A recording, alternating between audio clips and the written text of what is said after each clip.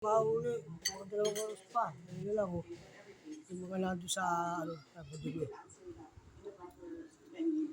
Ayun, pagod na ako.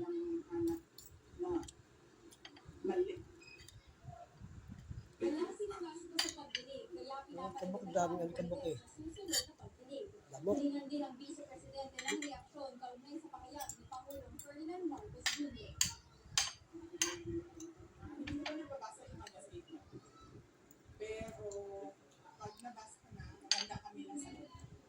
Kasi hindi ko rin pala nagpasi yung ginagawa nila sa akin. Ginagawa sa'yo gago. Wala mo ginagawa sa'yo, tama ano yun. Sumanang sa pagtatanong si Batangas sa Yung camera yung nagtatanong sa'yo, hindi naman si Marcos eh. Office of the Vice President SEO. Trabaho nila yun eh. Inamin ni Acosta na siyang nag-withdraw ng 125 million pesos na confidential funds mula sa Land Bank sa Boulevard. Pero tulad ng sinabi ni Fajardo, binibigay na ito sa ibang tao at tinuro niya